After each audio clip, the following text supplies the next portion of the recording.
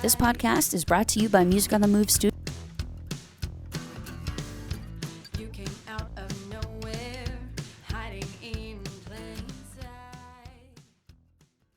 On the show today, we have Mary Jennings. She's a fantastic artist out of Nashville, Tennessee, and I will say that her music can be very, very deep and very dark, and sometimes a little bit scary, but that's nothing that Mary wouldn't tell you to your face. So I had the privilege of playing in the showcase with Mary this past April at Marathon Music Works for the all-female showcase that we have once a month. So what I think is amazing about this interview is that Mary is going to dive into how she got some of her sync placements. And if you're an artist that is thinking about dipping your toe into the sync world, or if you're an artist that isn't really sure what you're going to do with your music yet, but you would like to at least try to make some money with it, this is the episode for you. So perk your ears up and listen.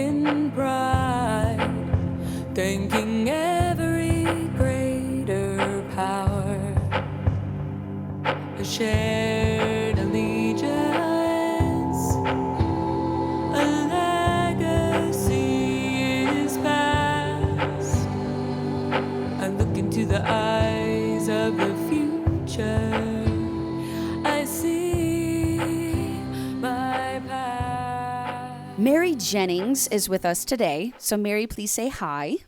Hi. Thank you so much for being on the podcast. We really appreciate you. Well, thank you for having me on. Oh, it's our pleasure. So I just want to let everybody know Mary is actually going to be featured on our April showcase.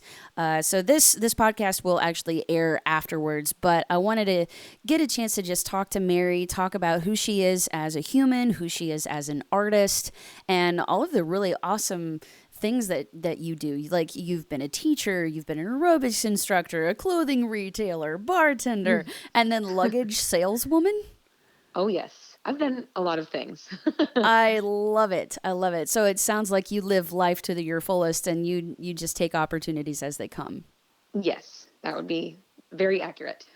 That's awesome. So love it. So can you kind of talk about like how you ended up working all of these really cool jobs, and, you know, maybe just like, you know, a brief path for us, if you could just kind of paint that picture? Sure. I mean, I think that no matter what, I've always been a musician. That started when I was, 15, 16 years old. But early on, it was kind of ingrained in me that you can be a musician, but you got to have something to fall back on. Right. So, and I think every musician probably has heard that or felt that at some point in their life. So, my mom was an antique dealer and a jewelry maker. My dad's a doctor, and I've been surrounded by a bunch of people that have a bunch of different kinds of jobs. So, I went to college and ended up majoring in political science, but, I was not going to go to law school. I didn't really know what I wanted to do with that. It just was something that I enjoyed when I was in college.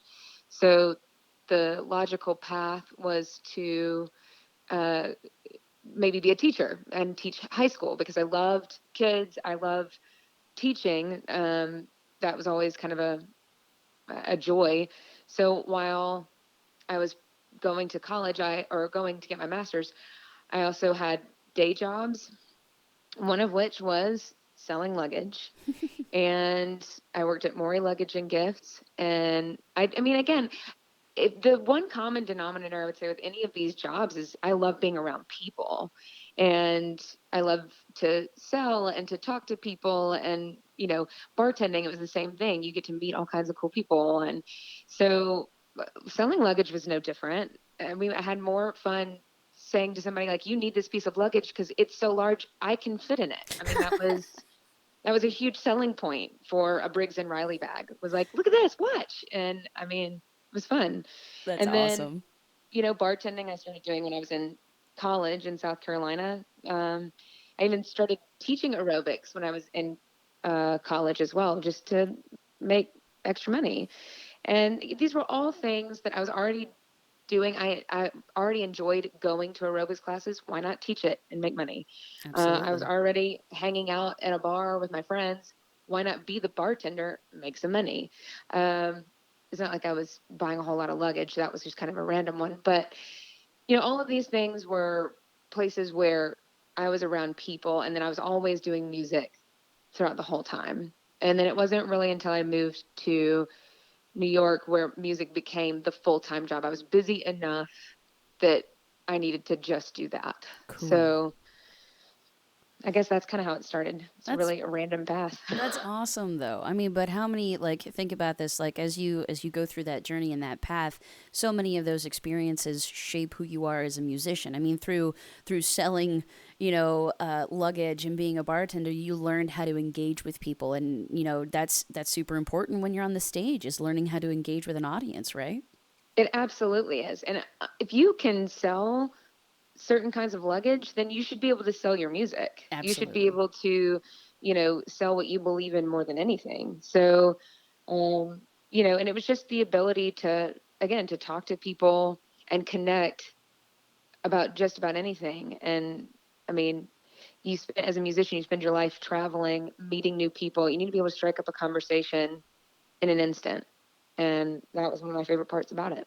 That's awesome. Well, and it's so important that as musicians, we look at ourselves like entrepreneurs. We have to sell ourselves, and Hmm. we have to put on that sales cap and be like, okay, this is who I am. I'm selling my brand and my music, and Hmm. that's when you actually start to really make headway in your careers when you learn how to sell yourself properly. So I mean, that's so cool. It's very true. So can you talk about like, you know, using that experience of being a good saleswoman and, how you got into some of those really awesome sync deals with some of the movies, the shows and documentaries that you have music in. Can you talk a little bit about that?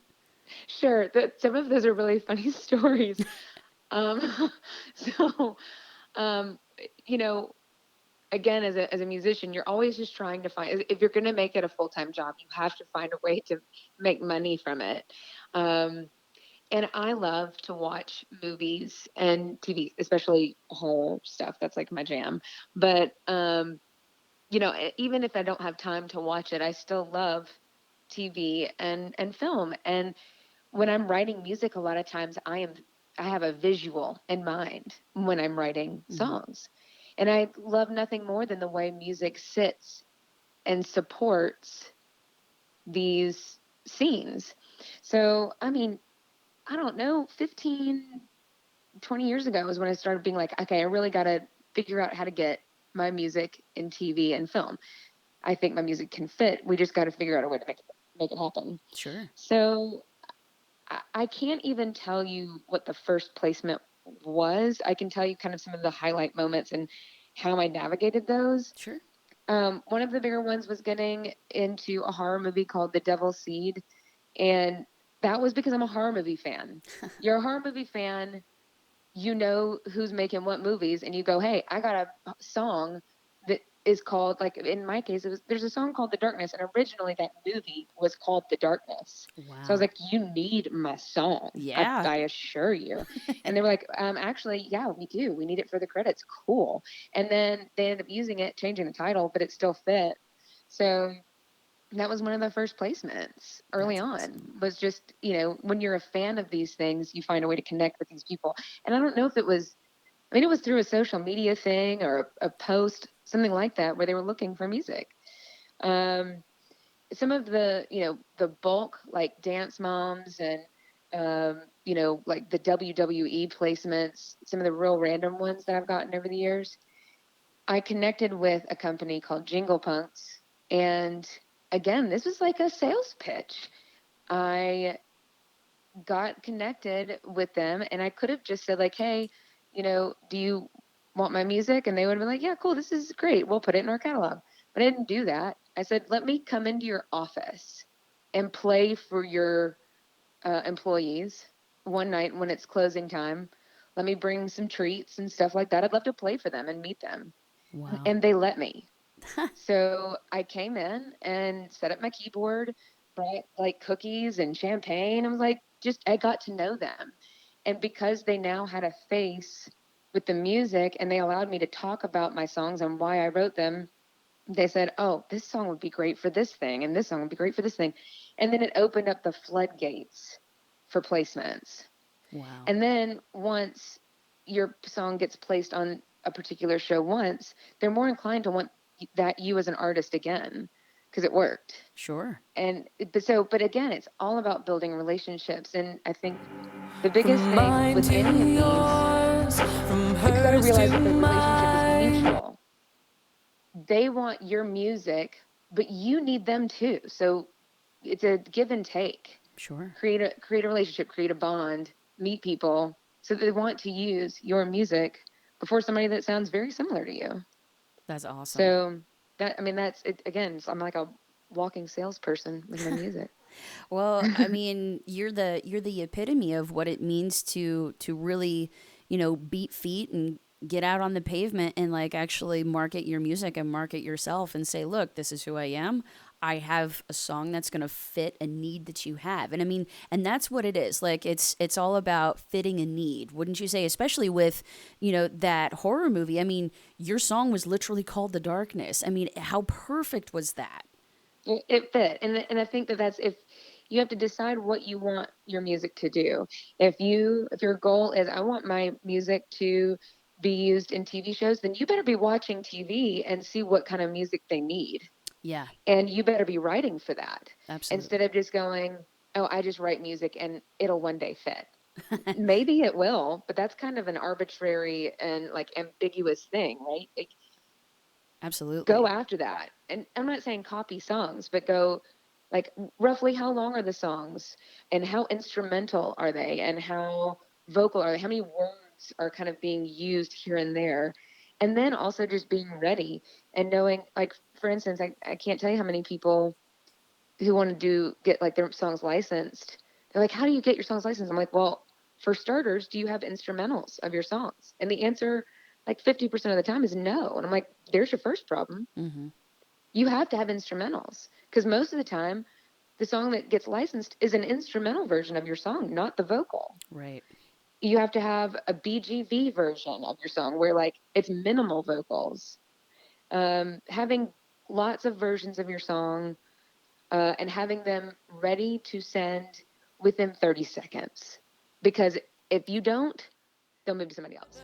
Same line will never be royalty. Still you brought out the matriarch in me. A torch handed down.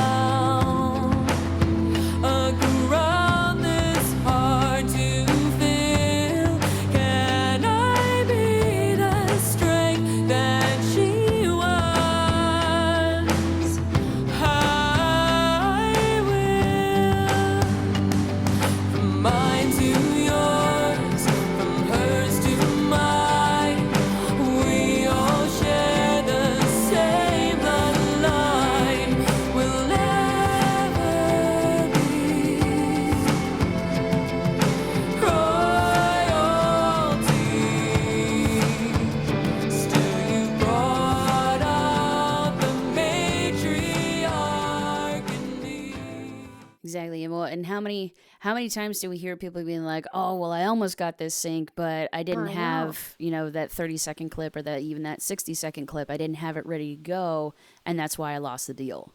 And that stinks. I mean, that stinks so much. And it's not that your music wasn't perfect. It's that they just didn't have time to wait. Right. They got to move on to the next person that does have it ready, because there is going to be somebody that has it ready. For sure. Yep. There's always going to be somebody who's ready in the wings for somebody else's deal to fall through so that they can step in and take it. Mm-hmm. Yep. Absolutely. Well, that's awesome. Thank you so much for that tidbit of advice. I think there's so many artists out there who are trying to dive into sync and they have no idea where to start.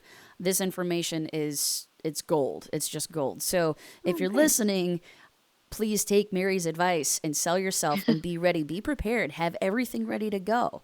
Because if you're a one stop shop and they don't have to move on to anybody else, you're getting the deal. And that's just awesome. So thank you so much for that.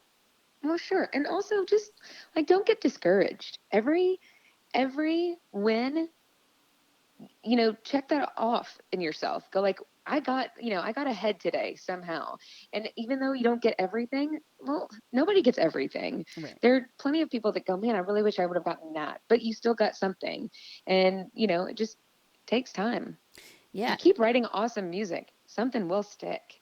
for sure. Well, and that's just part of the process is, as you keep writing and as you keep forging ahead, you just get better. You start to learn what these companies are looking for, and then you Yep, can start catering, more and more to them with every single song that you write. that's right. That's Exactly awesome. right. That's awesome. Okay, so let's shift gears just a little bit. I want to talk Sure. about the songs that you're going to perform for the Mhm. showcase. Which songs are you going to perform for us?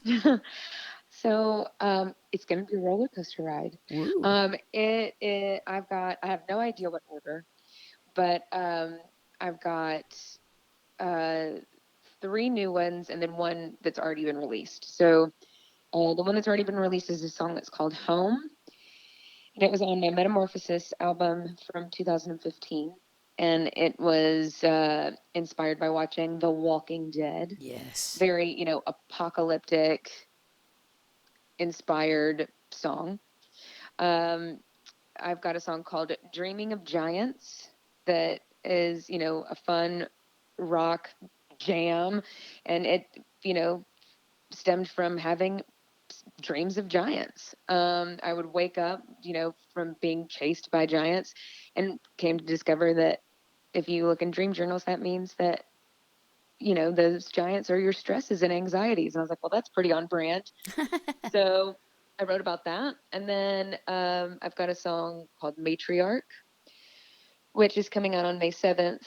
And it's very much about the connection between me and my daughter and my mom. My mom having passed when I was 18, almost 19 years old, but that, we're still connected and that she's still connected with my daughter just because they're so similar and the strength that comes in being a mom. Then lastly is a song called Hard, which was written during COVID times. I hosted an online open mic and doing that weekly and seeing how everybody was struggling and just again, how hard everything was. It came from that. So I'll be doing that one as well. Wow. Wow, what a deep place to write from. I'm very sorry about the passing of your mom. It's okay. It was and is awful and the worst thing that's ever happened to me. But it's also very much shaped who I am as a person. This year is 20 years since she passed away. Wow. So I've officially lived longer without her than I lived with her, which is a weird kind of mile marker, I guess. Sure. But I mean, she was everything to me growing up, and even her death has been everything to me. So I don't know. I'm grateful for her no matter what. Yeah. And I'll take away anything I can from that experience. Yeah, I can't imagine what that would be like. I'm lucky enough that I still have my mother, but I know that when we lose people, sometimes some of the most beautiful music comes out of that pain. You bet. So that's, I You bet. mean, and talking about like using music as therapy. I mean, how can you speak to how much music has really been a comfort to you through you losing your mom? It's going to sound cliched or ridiculous, but music saved my life Yeah. through that process. Um, I'd been writing and tinkering around with music before she passed, and she was super supportive of my music. But when I lost her, the floodgates opened. Sure. it was like no holding back anymore.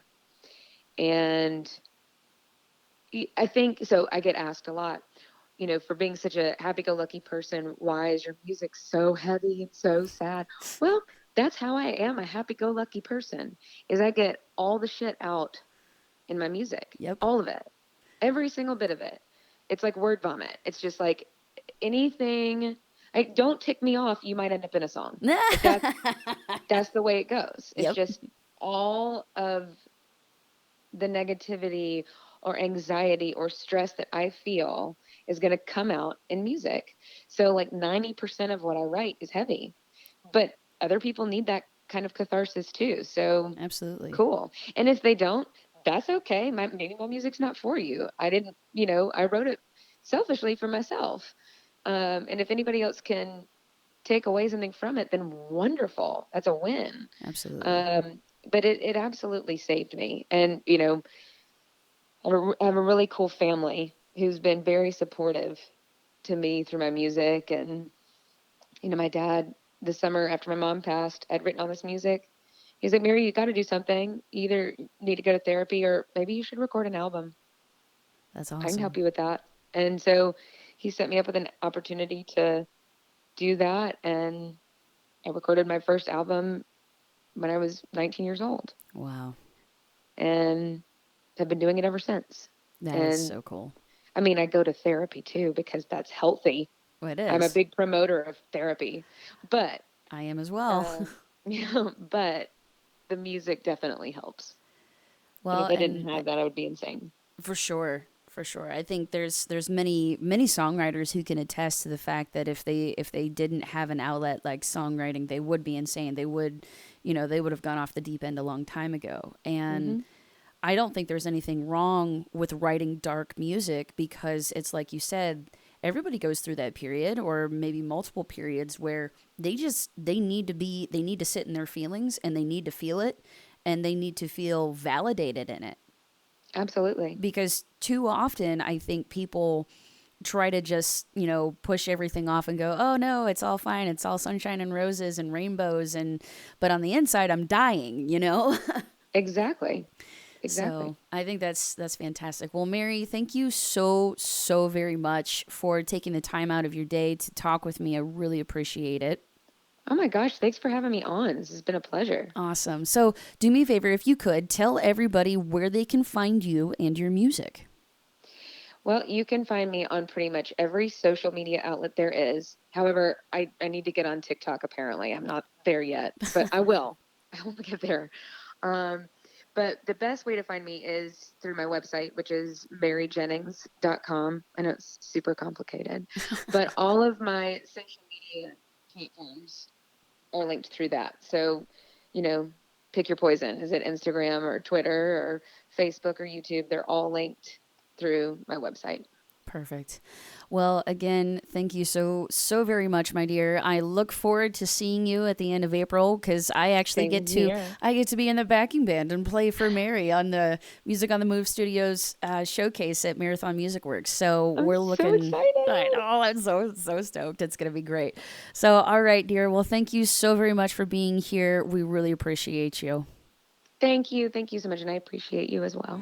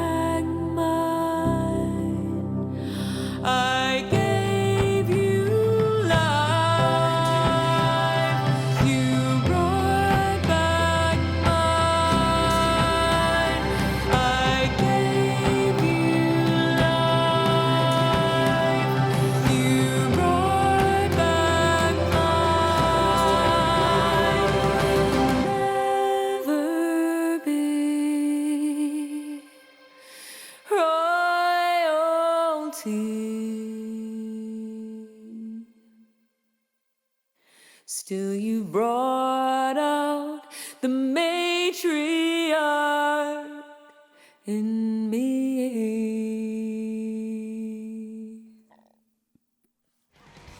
Well, there you have it, friends. Miss Mary Jennings, thank you so much for being on the show today. Check her out at maryjennings.com. You can also find her music on Apple, Spotify, Amazon Music, anywhere you get your tunes. If you want to learn more about us, you can find all of these episodes of Paradox Jukebox at anchor.fm/Paradox Jukebox. You can also find me at CaitieThompsonMusic.com. And if you want to reach out to us and maybe suggest an artist or suggest somebody that we should speak to, you can email us at musiconthemovestudios@gmail.com. Many thanks to Aaron McClendon for our theme song, Shaking in My Boots. We'll see y'all later.